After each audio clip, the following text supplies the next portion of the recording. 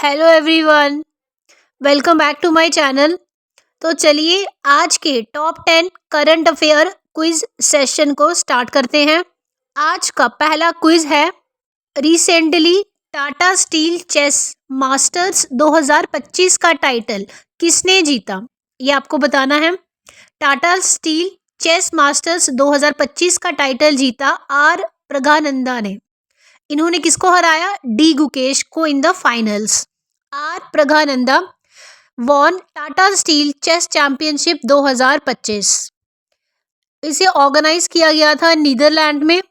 Winner रहे R Praggnanandhaa, runner up रहे D Gukesh. Tata steel chess tournament हर साल ऑर्गेनाइज करवाया जाता है। इसमें वर्ल्ड के 4 टॉप ग्रैंड मास्टर पार्टिसिपेट करते हैं।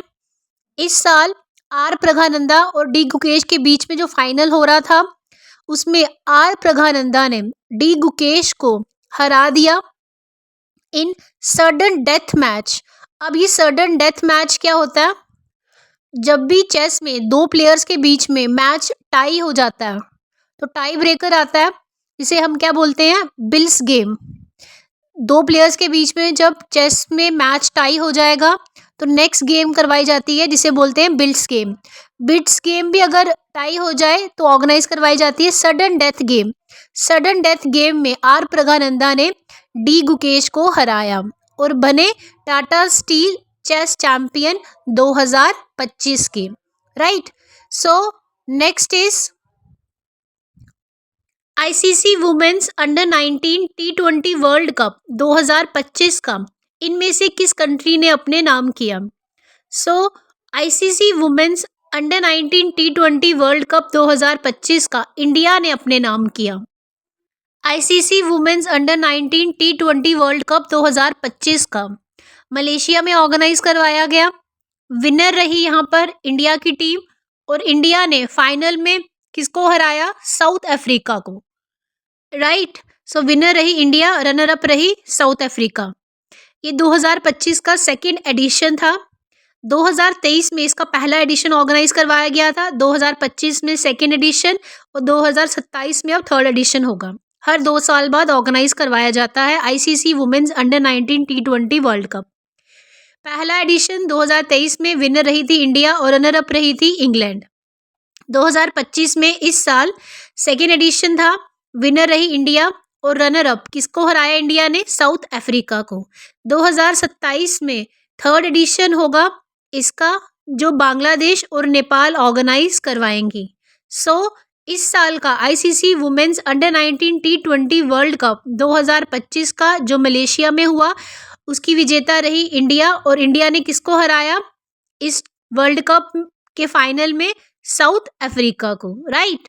सो नेक्स्ट इज एक्यूविरीन 2025 एक मिलिट्री एक्सरसाइज है जिसे 2 कंट्रीज के बीच में ऑर्गेनाइज करवाया गया। इन 2 कंट्री का नाम है India and Maldives. So India and Maldives के बीच में ये मिलिट्री एक्सरसाइज जिसका नाम है एक्यूविरीन, इसे ऑर्गेनाइज करवाया जाए।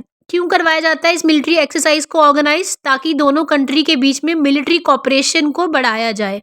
ठीक है, दोनों की मिलिट्री आपस में कॉपरेट करे और अगर कोई वॉर लाइक सिचुएशन फ्यूचर में हो जाती है तो ये कैसे काम करेंगे। एक्यूविरीन मिलिट्री एक्सरसाइज है, 2009 में स्टार्ट की गई थी। इस साल 2025 में इसका 13वां एडिशन ऑर्गेनाइज करवाया गया मालदीव्स में। 2023 में 12वां एडिशन इसका ऑर्गेनाइज करवाया गया था उत्तराखंड में। अल्टरनेटिवली ऑर्गेनाइज करवाया जाता है, एक बार इंडिया में एक बार मालदीव्स में। Next is recently international big cat alliance को इंटर गवर्नमेंटल ऑर्गेनाइजेशन का दर्जा मिला है। आपको बताना है ये किसने स्टार्ट की थी? तो ये स्टार्ट की थी इंडिया ने। International big cat alliance India ने स्टार्ट की थी। क्यों बनाई गई थी international big cat alliance? India ने क्यों बनाया था? बेसिकली जो मेजर 7 बिग कैट्स हैं वर्ल्ड की, जैसे कि tiger, lion, leopard, snow leopard, jaguar, puma, cheetah, ये बड़े कैटेगरीज हैं बिग कैट्स की, इनकी कंजर्वेशन करने के लिए। ठीक है, पूरे विश्व में इन बिग कैट्स को कंजर्व करने के लिए बनाया गया था इंटरनेशनल बिग कैट अलायंस। किसने लॉन्च किया था? पीएम नरेंद्र मोदी जी ने 9 अप्रैल 2023 में। 2023 में भारत के प्रधानमंत्री नरेंद्र मोदी जी ने लॉन्च किया था international big cat alliance to conserve big cats of the world like tiger, lion, leopard, snow leopard, jaguar, puma, cheetah. इन सबको पूरे विश्व में, ठीक है, इनकी कंजर्वेशन करने के लिए बनाया गया था। रिसेंटली इसे दर्जा किसका मिला है अब? इंटरनेशनल लीगल ऑर्गेनाइजेशन का। ठीक है, पहले ये इंटरनेशनल ऑर्गेनाइजेशन नहीं थी, अब इसे इंटरनेशनल लीगल ऑर्गेनाइजेशन डिक्लेयर कर दिया गया है। किसको? इंटरनेशनल बिग कैट अलायंस, जो कि इंडिया ने इसको लॉन्च किया था 2023 में by Narendra Modi ji for the conservation of 7 major big cats of the world, जिसमें tiger, lion, leopard, snow leopard, jaguar, puma और चीता आते हैं। राइट, सो इनकी कंजर्वेशन के लिए भारत ने 2023 में फॉर्मेशन की थी इंटरनेशनल बिग कैट अलायंस की। तो अगर पूछा जाए इंटरनेशनल बिग कैट अलायंस बनाया किसने था, तो भारत ने बनाया था ये। Right, next is recently budget 2025-26 में अनाउंस किया गया इंडियन गवर्नमेंट के द्वारा कि इंश्योरेंस सेक्टर में अब एफडीआई की लिमिट को क्या सेट किया गया है। सो एफडीआई लिमिट को इंक्रीज कर दिया गया है फ्रॉम 74% टू 100%। ठीक है, अब फॉरेन डायरेक्ट इन्वेस्टमेंट इंश्योरेंस के सेक्टर में 100% कर दिया गया है। अब फॉरेन डायरेक्ट इन्वेस्टमेंट होता क्या है? बेसिकली अगर हम कंसीडर करें, ये एक फॉरेन इंश्योरेंस कंपनी है जो भारत आएगी और भारत आकर अपनी कंपनी लगाएगी। इससे पहले ये जो इंश्योरेंस कंपनी बाहर से इंडिया आएगी, उसके पास ओनरशिप राइट सिर्फ 74% थे। ठीक है, जबकि अब इसको ओनरशिप मिलेगा 100%। So foreign insurance company India आकर अपनी कंपनी लगाएगी और अब उनकी ओनरशिप 100% हो जाएगी। ठीक है, पहले ये 74% थी, इसे बोलते हैं फॉरेन डायरेक्ट इन्वेस्टमेंट। इन बजट 2025-26 में अनाउंस किया गया by finance minister Nirmala Sitharaman. India में एफडीआई की लिमिट 100% और किन किन सेक्टर में रखी गई है? रेलवे इंफ्रास्ट्रक्चर में, डिफेंस में, एग्रीकल्चर में, राइट, एजुकेशन में, हेल्थ सेक्टर में, टेलीकॉम सेक्टर में, और अब 100% लिमिट बढ़ा दी गई है इंश्योरेंस सेक्टर में भी। ठीक है, next is recently VSHORAD very short range air defence system missile India ने टेस्ट की। इसे डेवलप किसने किया है? तो इसे डेवलप किया है डीआरडीओ ने। वशोरड ये क्या है? बेसिकली इसकी फुल फॉर्म देख लेते हैं पहले। वशोरड एक मिसाइल है, इसकी फुल फॉर्म है very short range air defence system. ठीक है, शॉर्ट रेंज मिसाइल है ये वशोरड, जो क्या करती है? ड्रोन्स को, हेलीकॉप्टर्स को डिस्ट्रॉय कर सकती है, जिसका सक्सेसफुल टेस्ट डीआरडीओ ने किया। इसको डेवलप किसने किया इस मिसाइल को? सो इस मिसाइल को डेवलप किया है रिसर्च सेंटर इमारत ने, जो कि डीआरडीओ के अंडर काम करता है। Very short range air defence system missile है ये, जो कि डिस्ट्रॉय कर सकती है किसको? ड्रोन्स को, हेलीकॉप्टर्स को शॉर्ट रेंज डिस्टेंस पर। ठीक है, कम डिस्टेंस पर, ज़्यादा रेंज नहीं है ये। जैसे कि पिक्चर में आप देख सकते हैं, एक मिसाइल को आर्मी मैन अपने कंधे पे लेकर चला रहा है, और इस मिसाइल को डेवलप किसने किया है? डीआरडीओ के अंडर रिसर्च सेंटर इमारत ने, दैट इज आरसीआई, जो कि डीआरडीओ के अंडर काम करता है।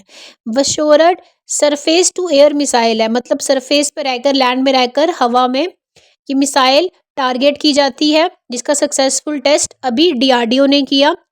ये एक man portable air defence system है, दैट इज मैन पैड। ठीक है, सो मैन अपने कंधे पे लेकर इसको चला सकता है।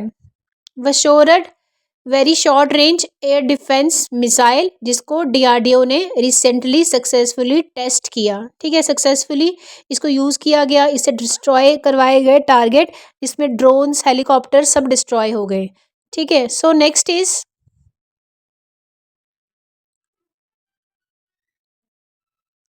Recently Indian American vocalist that is Chandrika Tandon को ग्रैमी अवार्ड रिसीव हुआ। उनको अपनी किस एल्बम के लिए ग्रैमी अवार्ड मिला? सो उन्हें अपनी त्रिवेणी एल्बम के लिए ग्रैमी अवार्ड मिला। चंद्रिका टंडन एक भारतीय मूल की क्या है? इंडियन अमेरिकन वोकलिस्ट हैं, जिन्होंने रिसेंटली ग्रैमी अवार्ड जीता। किस एल्बम के लिए? त्रिवेणी एल्बम के लिए, ठीक है। She won Grammy award for her album Triveni. अब ग्रैमी अवार्ड क्या होता है? म्यूजिक के फील्ड में सबसे प्रेस्टिजियस अवार्ड है ग्रैमी अवार्ड। इस साल 2025 में ग्रैमी अवार्ड ऑर्गेनाइज करवाया गया लॉस एंजलिस में, और ये ग्रैमी अवार्ड का 67th एडिशन था। 67th ग्रैमी अवार्ड 2025 का लॉस एंजलिस में ऑर्गेनाइज करवाया गया, जिसमें इंडियन अमेरिकन वोकलिस्ट, हमारे लिए इम्पोर्टेंट है क्योंकि इंडियन मूल की हैं ये, Indian American vocalist Chandrika Tandon ने एल्बम त्रिवेणी के लिए ये अवार्ड जीता। Next is recently agri hub, इसको किस मिनिस्ट्री ने लॉन्च किया? सो एग्री हब को लॉन्च करने वाली मिनिस्ट्री है ministry of electronics and IIT Indore, right. Ministry of electronics and IT and IIT Indore ने लॉन्च किया recently agri hub. Agri hub को लॉन्च करने का क्या मकसद है, क्या ऑब्जेक्टिव है? बेसिकली एग्रीकल्चर के फील्ड में भी आर्टिफिशियल इंटेलिजेंस को इंट्रोड्यूस करना, एग्रीकल्चर में मशीन लर्निंग, जितनी भी मशीन्स होती है उनकी लर्निंग सिखाना वहाँ के फार्मर्स को एग्रीकल्चर में, ठीक है। आर्टिफिशियल इंटेलिजेंस लाना, मशीन की लर्निंग सिखाना, और जिससे क्या होगा, नई जॉब क्रिएशंस होंगी एग्रीकल्चर में, स्टार्टअप्स स्टार्ट किए जाएंगे एग्रीकल्चर की फील्ड में। तो इसको बढ़ावा देने के लिए एग्री हब को लॉन्च किया गया, राइट। एग्री हब लॉन्च किसने किया? Ministry of electronics and IT, that is MEITY and IIT Indore ने। नेक्स्ट इज रिसेंटली जल जीवन मिशन को एक्सटेंशन मिली है इन बजट 2025-26 में। जल जीवन मिशन को एक्सटेंशन मिली है फ्रॉम 2019, दैट इज 2019 से 2028 तक। 2019 में स्टार्ट हुआ था तो 2028 तक इसे एक्सटेंशन मिल चुकी है। अब जल जीवन मिशन, क्या ऑब्जेक्टिव है इस मिशन का? हर रूरल हाउस होल्ड में, ठीक है, हर रूरल घर में टैप वाटर प्रोवाइड करना, राइट। जितने भी गांव वाले इलाके हैं उनके हर घर में पानी पहुंचाना 2024 तक, ये ऑब्जेक्टिव था जल जीवन मिशन का। 2019 में स्टार्ट किया गया था। 15 अगस्त 2019 तक सिर्फ 3.2 करोड़ घरों में टैप वाटर आता था, और अब 2024 में approximately 16 crore rural house hold को टैप वाटर प्रोवाइड किया गया।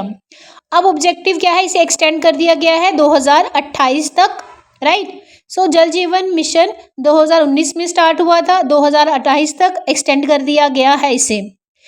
नेक्स्ट इज रिसेंटली 2 स्पीशीज जिनके नाम है Elettaria facifera and Elettaria tulipifera, Western Ghats of Kerala में डिस्कवर की गई हैं।